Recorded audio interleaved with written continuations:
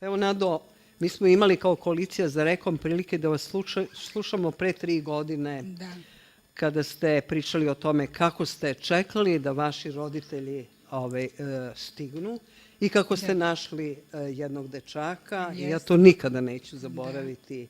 I uvijek se pitam gde je taj dečak danas i šta je sa njim. Dečak se vratio, našao majku u Hrvatskoj, vratio se u Hrvatsku. Pa mislim da ja sam čekala pošto saznala sam da je Krajina pala, čekala sam moje roditelje. Pukim slučajem tako se desilo da je prihvatni centar bio u Inđiji. I ja sam sačekivala autobus i sačekivala kolonu da bi saznala šta se desilo, da li su moji roditelji krenuli, šta se desilo sa njima. Kako je koji autobus nailazio, raspitivala sam se i očekivala da vidim nekog poznatog. Naišao je jedan autobus, kad je vozač otvorio vrata, ja sam pitala ima li neko iz Slavskog Polja, nadajući se da ću nešto saznati o mojim roditeljima. Vozač je bukvalno meni pružio dete u naruči koje je imalo možda 4-5 godina tad. Kaže, evo imamo iz Slavskog Polja imamo ovo dete.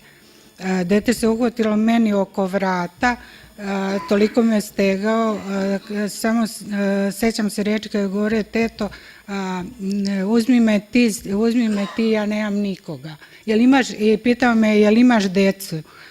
I ja sam u tom momentu bila šokirana, ne znam, on se nije odvajao od mene, ja sam počela da plačem, mnogi su mi počeli klecati i naišao je policajac koji je tu stajao, teo da ga uzme od mene, međutim on se nije dao.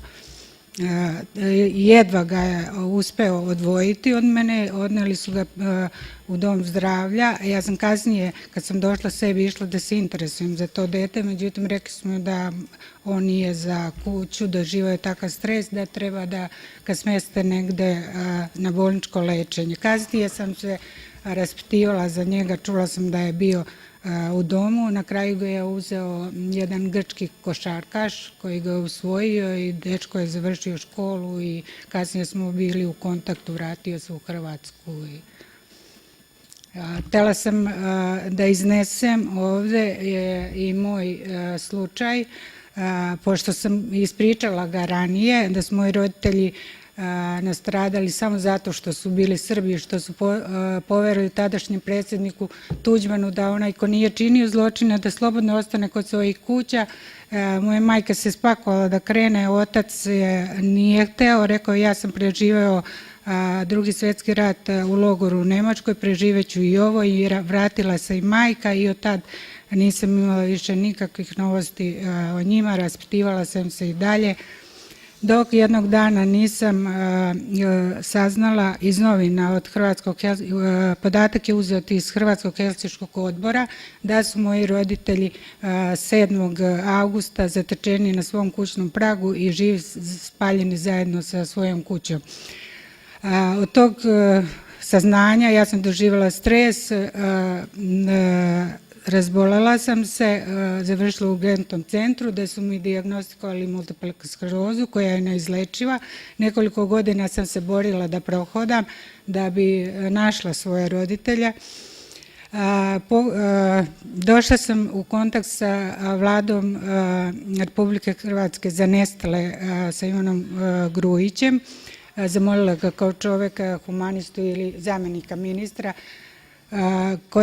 ispričala mu saznanje koje imam i da li je moguće da se izvrši ekshumacija na mom kućnom zgarištu, što je učinjeno 18. lipnja 2010. godine. Ja sam obaveštena da su pronađeni fragmenti izgorelih kostiju, da se prebačeni na sudsku medicinu u Zagreb, da ću o daljem toku događaja biti obaveštena. Ja sam očekivala, ponadala sam se da se konačno naći posle toliko patnje i toliko i moje borbe s mojom bolesti, da bar nađem ostatke mojih roditelja da ih sahranim. Međutim, 2011. godine pozivaju me na sastanak u Novom Sadu gde su prisutne Vlade Republike Srbije, Hrvatske i porodice žrtava, da mi gospodin Ivo Grujić saopštava da su fragmenti pronađene u mom kućnom zgarištu svrstani u 9 nepodobnih, da su kosti toliko izgorjele da je nemoguće izvršiti identifikaciju.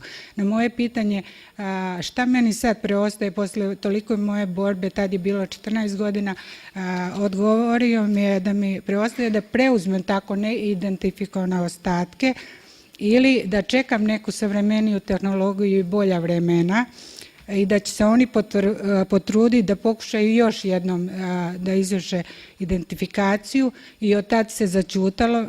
Mene je dalje proganjalo stalno da li sam trebala prihvatiti te ostatke, sahraniti, da znam gde su kosti mojih roditelja, ali mi nešto govorilo kao da sačekam još malo. U međuvremenu se ponovo obraćam gospodinu Grujiću, molim ga da li je moguće da ti ostaci postanu podobni i da li postoji neka tehnologija da se može izvršiti DNK analiza.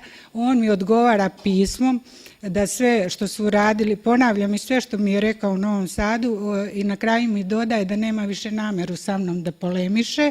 U međuvremenu mene traže iz policije iz Vrgimosta da se javim tamo. Ja odlazim u policiju u Vrgimost, to je 4 godine posle ekshumacije. Javljam se inspektorki koja me traži, pitam zbog čega me traži. Kaže, tražim vas, pošto dobijam iz Zagreba, da tražim srodnike Teodora i Danice Samardžije da je izvršena ekshumacija na njihovom kućnom zgarištu. Nemamo uzorke krvi, nemamo da uporedimo, nemamo vaše uzorke krvi da uporedimo da. I kad sam ja inspektorki predočila, podnela je pismo koje sam dobila od Ivana Grujića gde se jasno vidi da smo mi dale krv i da je nemoguće izvršiti DNK analizu zbog izgorelosti kostiju. Ona je zatečena, ja sam šokirana. Ona u tom momentu poziva kabinet Ivana Grujića i uključen je speakerfon. I moja rođaka sedela sa mnom i ja slušam gde inspektorka govori, kod mene se nalazi ćerka nestalih Teodora i Danice Samardžije, vi nama tražite da one daju uzorke krvi, a ovde se lepo vidi iz gospodina Grujića pisma da su one dale pre 5 godina da su dale uzorke krvi, a Grujićeva sekretarica govori ovako, da, one su dale krv pre 5 godina, pronađeni ostaci na njihovom kućnom zgarištu su životinjskog porekla.